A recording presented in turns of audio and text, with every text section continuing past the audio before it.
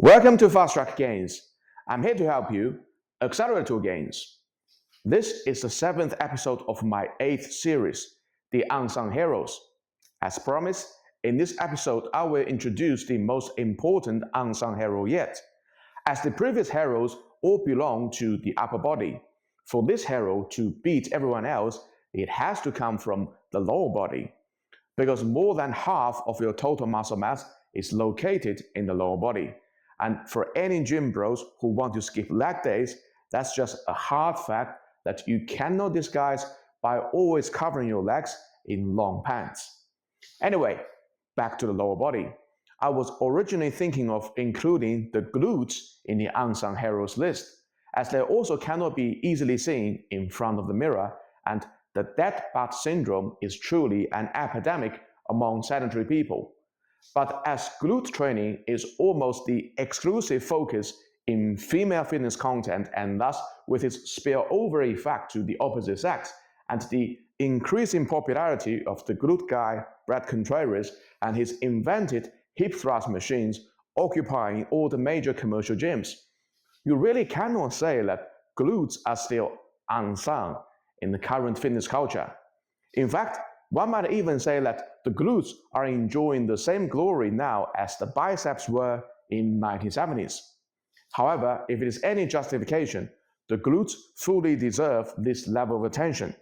As the central gravity of your whole body, the glutes are arguably the most important skeletal muscle to determine someone's potential for being an athlete. Rafael Nadal, Charles Barkley, Cristiano Ronaldo, Mike Tyson, they may be playing different sports in different fields, but one common denominator behind them is they all have a huge ass. And the same thing can be said about aesthetics. It is no secret that both men and women love big ass. And when you have a big ass, no other muscle can compete against it in terms of attracting the attention.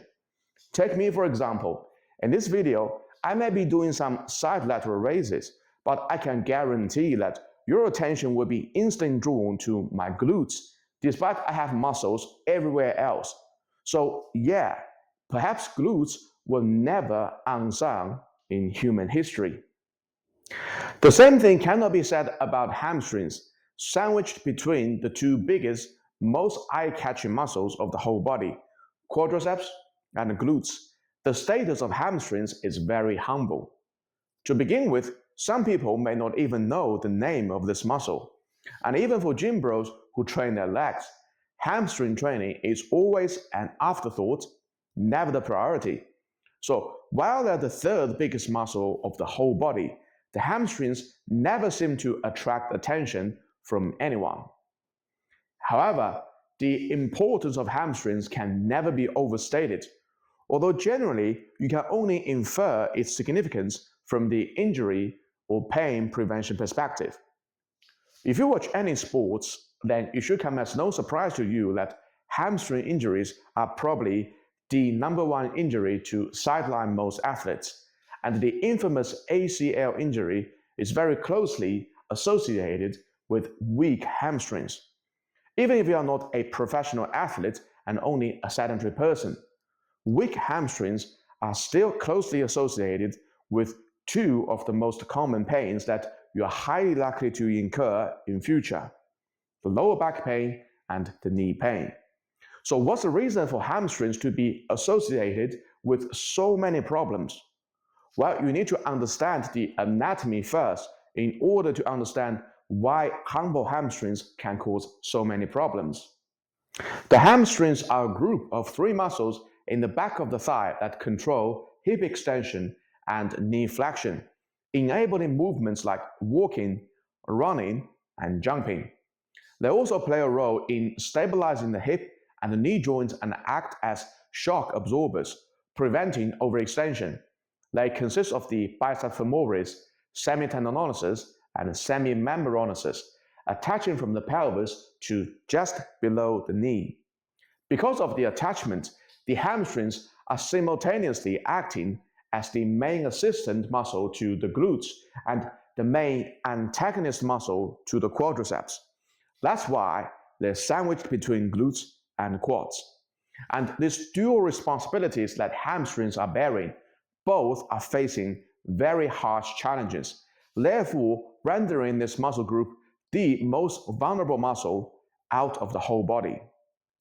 We will start from the issues with glutes first. As mentioned earlier, the dead butt syndrome is an epidemic among sedentary people. When you're sitting most of the time, your glutes are going to be weak and underactive. In an ideal situation, the glutes should be the primary mover in hip extension, but as they're chronically weakened by the sedentary lifestyle, this will force the hamstrings, which is also capable of hip extension, to take up the heavy-duty workload that was supposed to be borne by the glutes.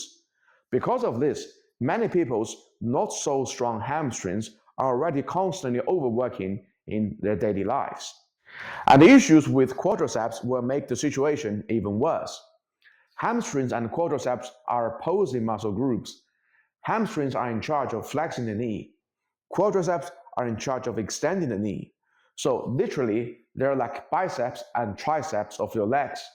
And to maintain the balance of your knee joint, it is widely accepted that the hamstring to quadriceps strength ratio should be somewhere between 50% to 80%, preferably higher than 60%.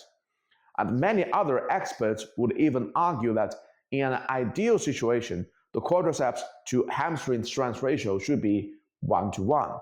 Thus, you can maintain a perfect balance at your knee and have enhanced athletic performance. However, to achieve even a basic 50% hamstring to quadriceps strength ratio is not a given, because your hamstrings have a huge size disadvantage to deal with from the very beginning. According to this muscle size chart from Manuel Hanselman's website, hamstrings are only 40% of the size of quadriceps, and it has to bear the responsibility of counterbalancing the quadriceps. Do you have the courage to wrangle with someone who is 2.5 times your body weight? Probably not. And to add insult to the injury, most people who train legs are only interested in training their quads, not hamstrings, which will worsen the already less ideal quad to hamstring strength ratio. And when your quad to hamstring strength ratio is out of whack, there's no wonder that you will suffer from knee pains. That's why, from injury or pain prevention perspective, having strong hamstrings is extremely important. And I would strongly recommend that if you're an advanced lifter, always start your training session with some leg curls, whether it is standing, sitting, or lying. They're the best exercise to train your whole hamstrings, particularly the short head of the biceps femoris that cannot be fully trained in hip extension movement.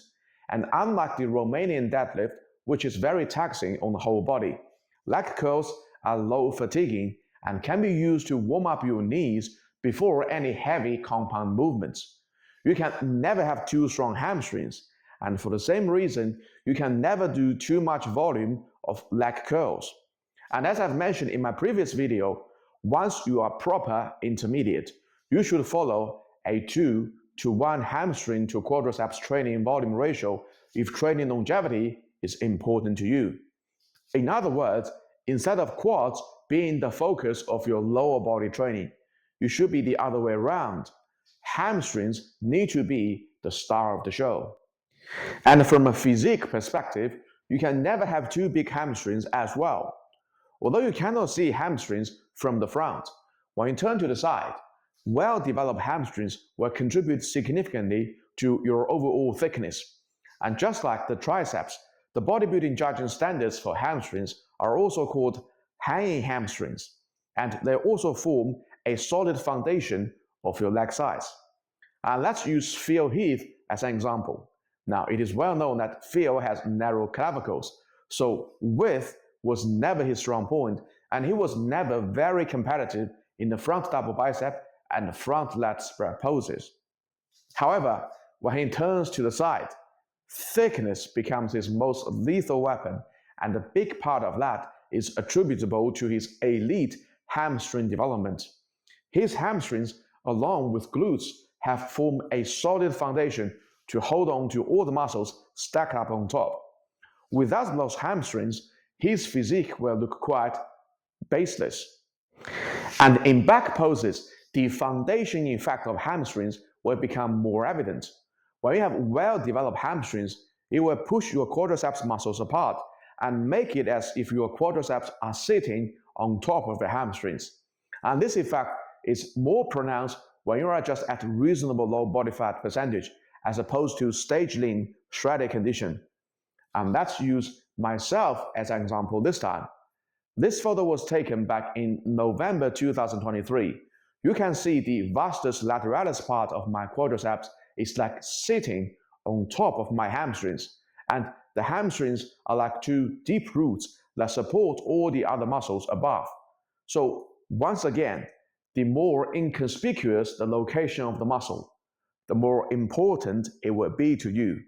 And hamstrings are no exception to this unsung hero rule. Let's say, guys, our seventh unsung hero, hamstrings, the true biceps that you must train, as opposed to the fleshy tiny ones on your arm. Please like this video and subscribe to my channel. In the next episode, I will introduce the most important unsung hero to wrap up the whole series. This muscle is most befitting for the unsung hero rule because you can never see it in your eyes, in any mirror, or in any photo taken from any angle. So stay tuned. Thank you for your support, and I will see you all in the next video. Peace out.